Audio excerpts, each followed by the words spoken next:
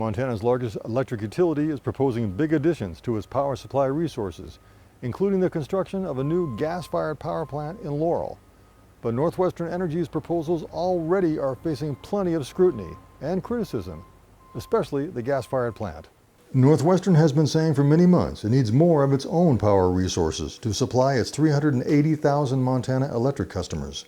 And in May, it asked the State Public Service Commission to approve a three-part proposal: a long-term contract for 100 megawatts of hydropower from a Canadian firm, 50 megawatts of battery storage, and a 175 megawatt natural gas-fired power plant to be constructed in Laurel. Northwestern Vice President John Hines says the plan is the first step toward dealing with growing demand for electricity in Montana and the region.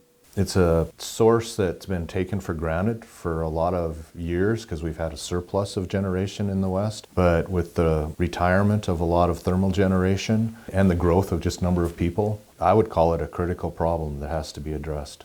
Hines says the net increased cost of the plan for Northwestern customers is close to zero. But critics say they're not convinced the company chose the lowest cost option from a group of bids, and that Northwestern isn't providing enough information on the alternatives it rejected. We're saying, what were the assumptions that Northwestern was using to come to this requirement in the first place? They're saying we need so much capacity. Well, what were they actually looking at? Trinell represents a group advocating for more renewable power and less consumption. Hines says the company used an independent consultant to devise its power proposals to best meet the needs of customers and the company. But Trinell's client and others wonder if Northwestern may have stacked the deck to choose the more profitable natural gas plant.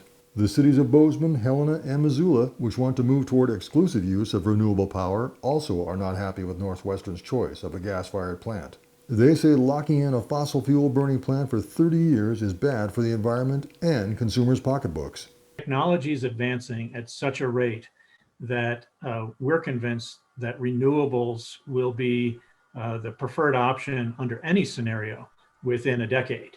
And certainly within 3 decades, it'll clean the clock of natural gas or any other fossil fuel burning resource. Hines notes that Northwestern already gets 2/3 of its power from renewable sources, better than many other utilities nationwide. We're proud of that. Like I said earlier, that's a significant change from where we were 10 years ago and certainly where the rest of the country is right now. The case before the PSC will involve many months of testimony, hearings, and deliberation before a final decision is made, probably next year. And another case involving the renewable power debate and the 3 cities is on the horizon. We'll talk about that on Monday. Reporting from Helena, Mike Dennison, MTN News.